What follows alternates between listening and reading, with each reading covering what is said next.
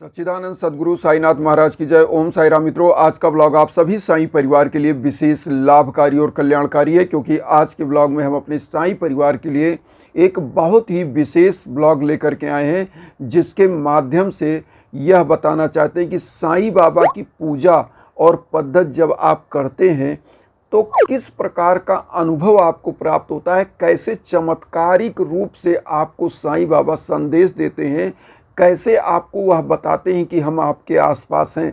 जिस प्रकार से चमत्कार हमारी इस पूजा में हुआ, जो कि हमारी एक शिष्य हैं, उनकी पूजा चल रही थी, हवन चल रहा था, जो मेरे द्वारा चल रहा था, उनका संकल्प लिया गया था।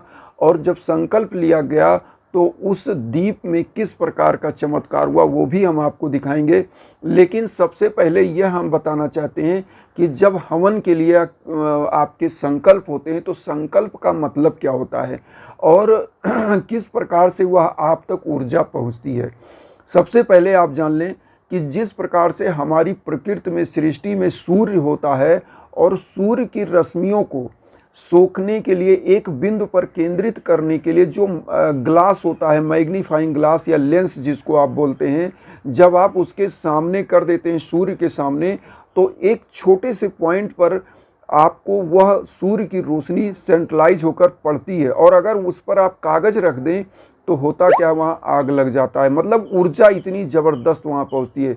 सेम यही चीज़ होता है जब आपका हवन होता है तो आपके साथ होता क्या, आपका संकल्प लिया जाता है। जिन जिन लोगों का आप नाम बताते हो, जिसके साथ जो कष्ट है, भीषण बाधाएं हैं, भाग्य के लिए, सौभाग्यवर्धन के लिए, या विवाह नहीं हो रहा है, या दाम्पत्य जीवन का कोई कष्ट है, विविध प्रकार का जो आप संकल्प लेके हवन कराते हो, तो होता क्या है कि उसी नाम से संकल्प लिया जाता है और उसी नाम पर क्या होता है, मंत्रों का जाप होता है। जिस प्रकार से सूर्य की रोशनी को हम मैग्नीफाइंग ग्लास एक जगह सेंट्रलाइज करता है, उसी तरह जब 50,000 51,000 जाप होता है, 33,000 मंत्रों का जाप होता है, तो होता क्या, उसी नाम पर होता है। और उस नाम पर इतनी ऊर्जा ट्रांसफ़र की जाती है कि होता क्या है कि साईं बाबा का खुद ही चमत्कार होता है और आपके जीवन में परिवर्तन शुरू हो जाता है, आपके जीवन में खुशियां आनी शुरू हो जाती हैं। इसीलिए पुरातन काल से ही हवन की पद्धति चली आ रही है और इसी प्रकार की हम हवन अपने शिष्य के लिए कर रहे थे, जो हमारी बहुत अच्छी शिष्य हैं। और हुआ क्या कि जब मैं हवन कर रहा था, उस समय जब मैं साईं बाबा के सम्मुख दीप प्रज्वलित किया था, उसमें एक फूल बना और आपको मैं वह फूल स्क्रीन पर भी दिखा दे रहा हूँ। आप देखिए स्क्रीन पर, उसमें देखिए दीप में कैसे फूल बना हुआ, एकदम क्लियर फूल बना, 2 पत्तियाँ निकली हुई। जिस तरह से कोपल निकलता है, कोई पौधा उगता है, उसमें 2 पत्तियाँ, 2 कोपलें निकलती हैं, सेम ऐसे ही बना। अब इसका मतलब क्या होता है, आज आप समझ लीजिए। बहुत सारे साईं भक्त ये पूछते हैं कि गुरुजी, हम दीप जलाते हैं, उसमें फूल बन रहे हैं। इस फूल का बनने का मतलब क्या होता है, जिस भी प्रभु की, जिस भी गुरु की, जिसकी भी आप पूजा करते हैं, और हिंदू धर्म में तो यह मान्यता है कि बिना दीप जलाए पूजा अधूरा होता है, और साईं बाबा की भी पूजा में दीप ही जलती है। तो जब भी किसी भी गुरु की, किसी भी ईश्वर की आप पूजा करते हो और दीप में फूल बन रहा है, तो इस फूल का मतलब समझिए क्या होता है। फूल का मतलब होता है कि ईश्वर आपके आसपास हैं, आपकी प्रार्थना, आपकी आराधना स्वीकार हो रही है और आपकी मनोकामनाएं पूरी होने वाली हैं। अच्छा, कुछ जगहों पर यह होता है कि कुछ लोग कहते हैं गुरुजी, हमारे हर दीप में फूल बनता है लेकिन मनोकामनाएं नहीं पूरी हो रही हैं। अगर फूल बन रहा है तो एक चीज़ मैं 100% कह रहा हूँ, अगर दीप में यह चीज़ बनता है तो यह मान लीजिए कि आपके आसपास ईश्वर हैं, आपकी प्रार्थना को सुन रहे हैं। देर है लेकिन अंधेर नहीं है, मतलब आपकी प्रार्थना स्वीकार होगी।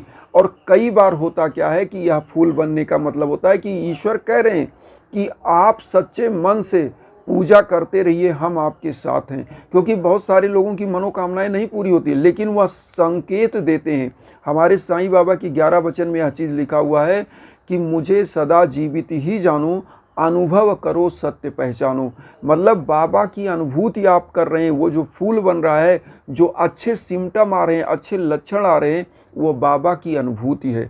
इस प्रकार का संदेश बाबा देते हैं, या जिस भी ईश्वर की आप पूजा करते हो वो यह संदेश देते हैं कि आपके साथ हम हैं। लेकिन कुछ लोग होता है कि वो मतलब पूजा कभी कभार करते हैं और उनकी दीप में भी फूल बन रहा है। तो ईश्वर उनसे क्या कहते हैं कि तुम्हारी आराधना प्रार्थना स्वीकार हो रही है, तुम हमारी तरफ लगो, तुम पूजा पाठ में लगो। और ईश्वर ऐसे लोगों की आराधना स्वीकार करते हैं। वो कहते हैं कि तुम मेरी तरफ आओ, क्योंकि वो अच्छा संदेश देते हैं, सिम्टम देते हैं कि आप लगो, आप पूजा कर नहीं रहे हो, आप मेरी तरफ आओ। और एक चीज़ हम यहाँ ये बता दें कि ऐसा नहीं है कि जिनकी पूजा में अगर वो दीप जलाते हैं फूल नहीं बनता तो उनकी आराधना नहीं स्वीकार होगी।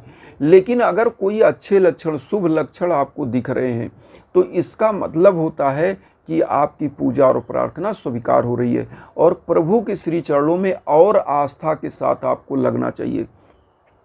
यहाँ पर हम बता दें, कोई भी पूजा पाठ हिंदू धर्म में है तो वह ये मानकर चलिए कि गरीबों को निश्चित आप दान दक्षिणा यज्ञ हवन कराते रहिए, क्योंकि साईं बाबा भी अति प्रसन्न होते थे जब आप गरीबों के लिए कुछ करते थे। यहाँ पर जैसे हमने बताया हवन का, जो हम हवन कर रहे थे अपने उन शिष्य के लिए, उस हवन में जब हमने दीप जलाया तो हम आपको बताएं कुछ हवन में ऐसे सिम्टम होते हैं जब आपकी आराधना प्रार्थना ईश्वर स्वीकार करते हैं। क्योंकि कुछ लोगों को अलग अलग सिद्धियाँ होती हैं, जैसे मुझे हवन की सिद्धि है तो मैं हवन से जब किसी की उपाय करता हूँ तो मुझे वह चमत्कारिक सिम्टम दिखाई देते हैं। इसीलिए मैं कहता हूँ मैं रेज लेता हूँ। तो रेज क्या होता है, बाबा का मैं ध्यान करता हूँ माला लेकर के और उनके बारे में मुझे पता चलने लगता है।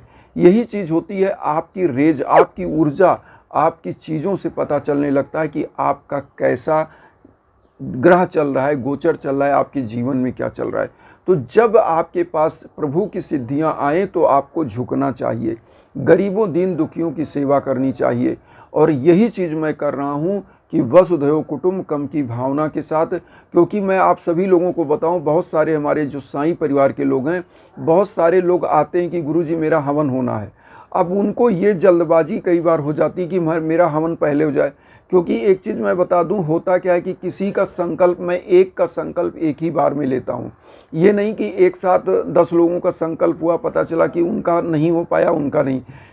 इसलिए मैं आप सभी लोगों से कहता हूं कि धैर्य के साथ आप आएँ और इंस्टाग्राम पर संपर्क करें। अगर आपको हवन कराना है तो उसमें आप बताएं। अगर उस समय मान लीजिए मैं फ्री हूं, क्योंकि हर बृहस्पतिवार को किसी ना किसी का संकल्प अगर हो गया, तो अगर मैं उस समय फ्री हो गया तो मैं तुरंत आपका संकल्प करता हूं और जाप शुरू होता है मंत्रों का। लगभग 33,000 51,000 जैसे भी आपका ग्रह है, जो समझ में है, जैसे आपकी समस्या क्या है उस अनुसार से मंत्रों का जाप होता है। उसके बाद आपका हवन होता है। 2 हवन मैं करता हूँ। फर्स्ट थर्सडे को जब मान लीजिए अगर 51,000 हवन हो रहा है तो 25,000, और जब आपका दूसरा हवन होगा तो 25,000 एक मंत्र का जाप होगा, तो 51,000 मंत्रों का जाप हो जाएगा, मतलब 26,000 मंत्र लास्ट में। तो इसके बाद आपका जो है दूसरा हवन हो जाता है।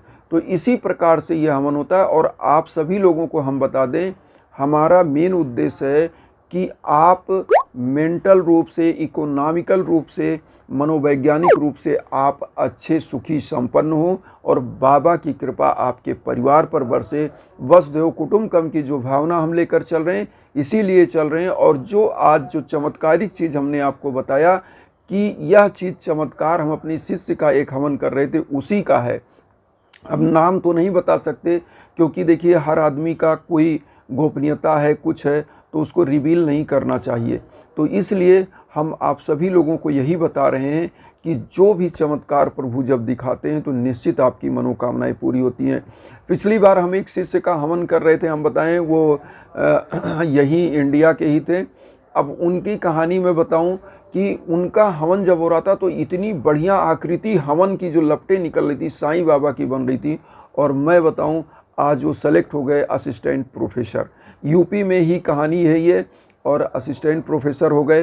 तो इसी प्रकार से लोगों का कल्याण होता है और उनकी ज़िंदगी में बाबा का चमत्कार होता है। तो आपके साथ भी चमत्कार होगा। निश्चित आस्था के साथ आप पूजा करिए और प्रभु के लिए आप लगिए और दीन दुखियों की सेवा करिए, क्योंकि कहा गया है कि पोथी पढ़ी पढ़ जग मुआ, पंडित भवा न कोय, ढाई आखर प्रेम का पढ़े सो पंडित होए। ओम साई राम मित्रों, आज का ब्लॉग आप सभी लोगों के लिए यहीं तक, और उन सभी साईं भक्तों तक वीडियो जरूर शेयर करिए जो किन्हीं कारणों से कष्ट में, दुख में। इसी भावना के साथ ओम साई राम।